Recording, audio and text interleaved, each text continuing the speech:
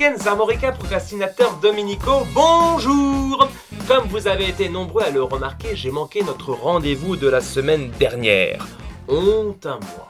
Que le ciel me tombe sur la tête, que je meure étouffé par 1 kilo de pâté neuf. Je vous ai déçu. Je vous ai outragé. Je vous ai brisé. Je vous ai martyrisé. Mais heureusement, aujourd'hui, je vais vous libérer. Oui, vous allez être libérés, délivrés. Je ne mentirai plus jamais. Alors, que s'est-il passé dans notre beau pays cette semaine? Quel est le sujet qui a occupé le devant de la scène armoricaine? Comment notre péninsule a continué à vivre alors qu'un membre éminent de la Parisianie se dévoilait? Incontestablement, ce qui m'a marqué en Bretagne cette semaine, c'est l'ouverture des stations de ski de Poudrezic et de Quiberon. Je vous entends déjà crier « Quoi? Mais j'ai pas eu l'info, en plus j'ai déjà pris mes billets de train pour Avoriaz, et puis y a pas assez de raquettes au décathlon de Quimper et de Lorient pour pouvoir randonner le long de la côte sauvage, ou à travers la mer de glace de Tronoed !» Alors du coup, je vous rassure tout de suite, il n'est pas encore question d'ouvrir des stations de ski sur la côte atlantique. Non, nous on préfère gaspiller l'eau potable en la transformant en jambon aux antibiotiques plutôt qu'en la balançant sous forme de neige dans les prairies des moutons.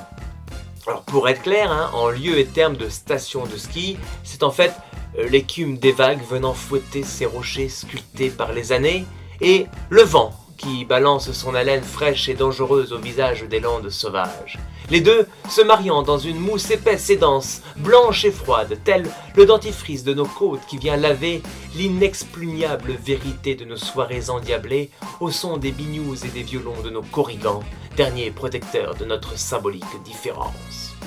Au milieu de cette écume, nous avons pu voir Mireille et Jean-Jacques, 68 et 71 ans et demi, propriétaires d'un pavillon à Marly-la-Ville, de Dacia Sandero, et de Kiki, fils de Daphné, bulldog à poil ras, et de Médor, chihuahua nain, mort juste après avoir conçu sa progéniture.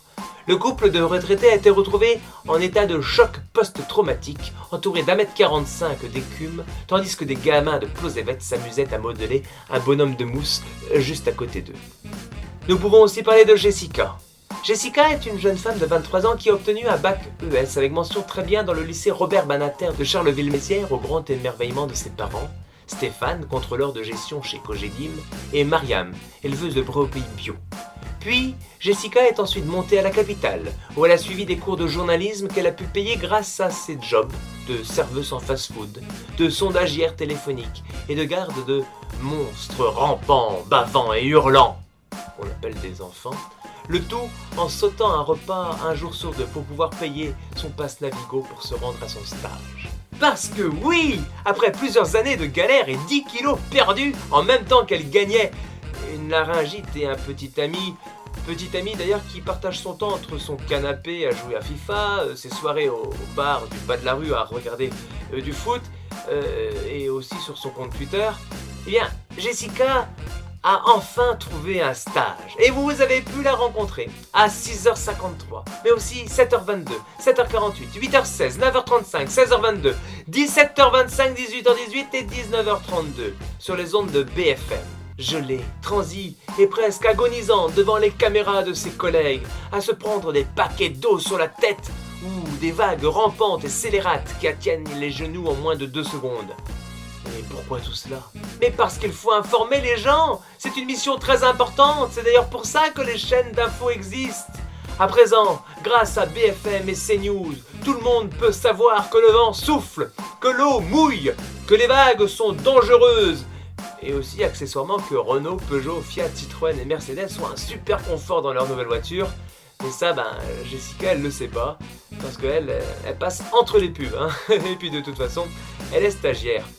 Et mouillée en plus. Elle risque pas de se l'acheter avant longtemps, sa belle voiture.